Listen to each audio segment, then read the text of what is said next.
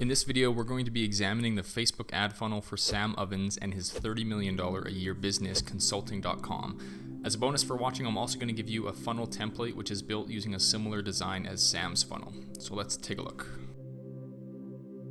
Alright, so his Facebook ads funnel looks like this. And just know that what I'm about to share are educated guesses based on my own analysis of this funnel. There's a lot of information we don't know, so take it with a grain of salt. Alright, so everything in blue is likely cold traffic. So these are people who have never heard of Consulting.com before. And this audience on Facebook is likely comprised of interest targeting, perhaps to people who have expressed interest in other entrepreneurs like Gary Vaynerchuk, and also likely using lookalike audiences based on purchasers or other funnel events.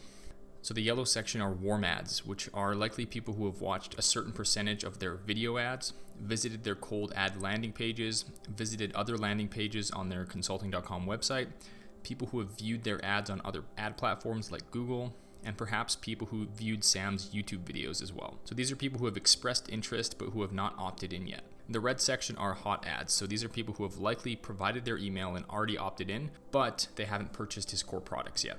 Alright, so let's take a closer look at the cold ads. We see that there are 3 different streams, and the ads themselves across all of the funnel steps are quite similar. The only difference really is that they go to slightly different landing pages. And in this case, the first 2 landing pages, the first 2 streams, are whiteboard videos where Sam provides some insight on building a business. There is a call to action button, which leads to a survey landing page. And then the third stream in the cold ad section leads straight to that survey landing page without the whiteboard video. So this is an example of what one of the whiteboard landing pages look like. Real quick, we can see that he uses ClickFunnels. If you're using Chrome, you can go to the page, right click, click on Inspect, and then search for ClickFunnels. We can see right at the top here. That just tells us that ClickFunnels is the platform that he's hosting this particular funnel on. And if I had to choose one word to describe what I'm seeing, it would be simplicity. There's a lot of white space on this page. There's not a lot of content. There's no logo. And my attention is drawn to this video, which takes up the majority of this page.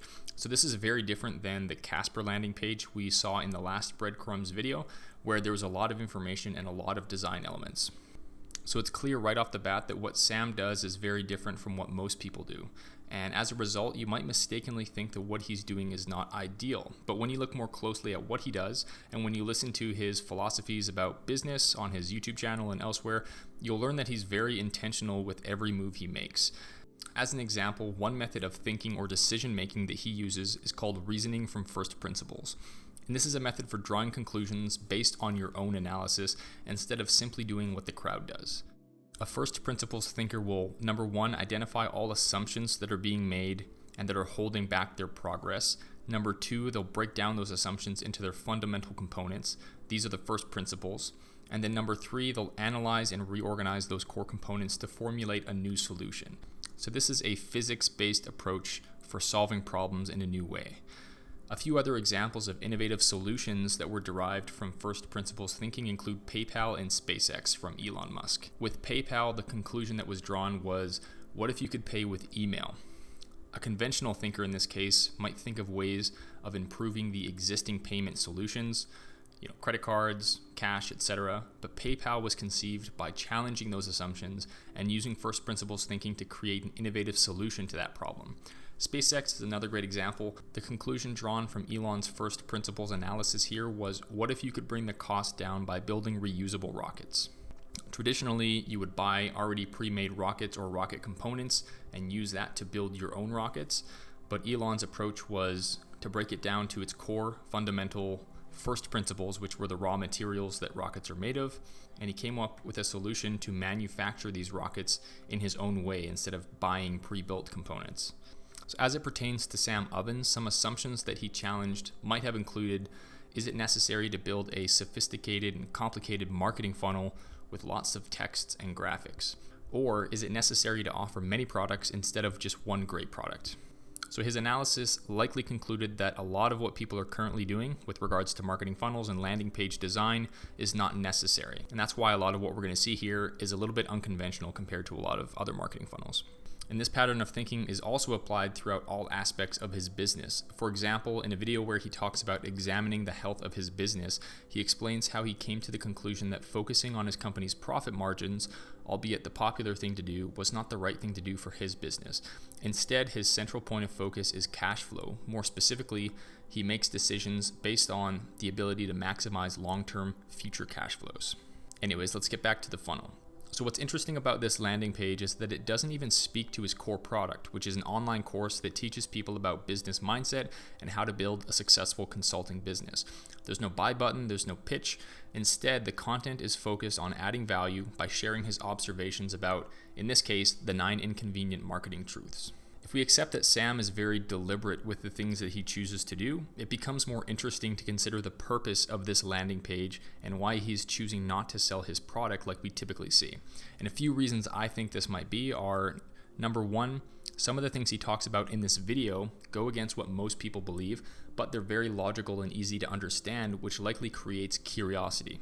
The second reason I think he might be doing it this way is because it demonstrates his teaching style. So whether or not you're aware at this point in the funnel that he has an online course for sale, you're experiencing his teaching style and learning whether or not it's effective for you. So down the road, when you do discover that he has a course and you're considering buying it potentially, there's one less barrier preventing you from pulling the trigger. You're already confident this guy can provide value to you. Number 3, he's building trust, respect, and rapport. And you do this by providing value to your audience. And in this video, it's an hour long of just pure value. So when you're watching this, whenever he says something interesting or new or helpful, you're subconsciously thinking, I like this guy. Compare that to most sales webinars or VSLs where the speaker gives you 45 minutes of hype, but provides little to no value at all, and then spends the last 15 minutes trying to sell you on their product, service, or course. Most people click on ads like this from Facebook because they're promised value. And when you get to the landing page and watch the video, you wait and wait and wait, hopeful that you're about to get something helpful when really you're just being strung along until you're hit with a sale. But what Sam is doing is quite different from this. It's actually value first. So these are some of the reasons I think this value video approach is effective. All right, so let's look at his warm ads. Again, we see that this is a very simple funnel. He's using a lot of the same ads and directing that traffic to the same survey component that we saw in the cold ads. Now, the reason I think that these are warm ads is because they're leading to a landing page where the URL is using the term survey, whereas these ads are using the term quiz. I might be completely wrong here, but I interpret quiz as being a top of funnel cold ad because quizzes are more for engagement and for people who have uncertainty, whereas the term survey is used more for people who have an intention to take action, which could suggest that they're already familiar with Sam's business and are ready to take action. Like I said before, we don't have enough information to know for sure, but that's the assumption that I'm making here. Now, the ads and landing page are the same as the cold ads, so the only thing that's likely different here is the audience he's targeting. And the call to action with this survey is to either book a phone call or a Zoom call with his team. I didn't book this meeting myself, so I don't know what happens on the other end of this call, but it's fair to assume that it's a sales call that is trying to persuade you to buy their accelerator course. Now, if we look at the hot ads, we can see that they all have a very strong call to action in the ad copy, and they direct to a landing page with an embedded Calendly element. Now, because these have the strongest calls to action, we can assume that the audience they're targeting already is quite interested in the product, and perhaps maybe they've already purchased the course, and these are simply trying to upsell people on a product that's on the next step in the value journey. Now, if we actually look at the ads themselves, first of all, we can see that he's primarily advertising out of his Sam Ovens Facebook page instead of his consulting.com Facebook page, which in my opinion adds a face and a bit of a personality to the brand, which probably benefits their performance. At the moment, he's got between 50 and 60 active ads in market on Facebook with 17 unique creatives and 16 unique ad copies. His ad copies are quite a bit longer than the ads that you typically see. The average character length is just shy of 800 characters, with the longest being 2100 characters. Looking at the content of the body copy, we can see that many of his ads open with a statement to qualify his audience or capture the attention of them. So for example, he says, coaches, consultants, and service providers watch carefully, or ever toyed with the idea of starting an online business?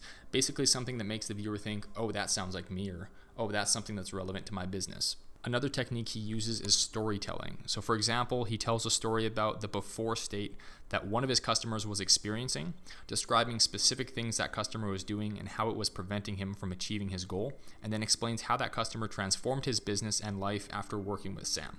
So this is pretty powerful because it's a specific example, and it likely reduces some skepticism about that product not working. The ad creative is also pretty interesting because unlike a lot of the ads that we see, a lot of them don't actually look like ads. They look pretty organic, they include images of people and not the product, and this likely draws our attention more to them than a typical ad that we are likely to see. Some of them are kind of peculiar looking, like this one where Sam is standing barefoot on a rock with his hands in his pocket. Without any context, it makes you think, what's going on here? Other creatives just look like a pretty typical group photo that you might see on your friend's timeline. Others use attention-grabbing imagery like this one. But none of them really communicate what he's trying to sell you, nor do they provide much context when paired with the ad copy. In almost every aspect, they go against what most people think and say is the correct way of doing it. And yet, they work. Again, another example of Sam doing things differently and formulating solutions based on his own analysis and conclusions. In a video on his YouTube channel, he explains that he chooses to use these types of images because of that reason, because they don't look like ads. He says that people are conditioned to tune out content they think is an ad, so his ads are less likely to be quickly dismissed when people are scrolling through their newsfeed. There's so much more to Sam's business than this Facebook ads funnel. In fact, if you watch the 9 Inconvenient Truths video that he uses in his cold ads, his first point talks about how learning marketing skills will alone not produce a successful business. It's one of many important pieces to a much larger puzzle, so don't think that simply duplicating this funnel will instantly fix your business. If you're interested in learning more about Sam Ovens, I've linked some of my favorite videos of his below, which I highly encourage you to go check out. A lot of his YouTube content is about changing the way you think about your business, but there are a few really great tactical videos as well. In particular, he has a video where he explains his methodology for creating successful Facebook campaigns, one of my favorites. Also, I've included a link to a ClickFunnels template that I made that you can download into your account below as well, which is designed using the same principles we discussed in this video.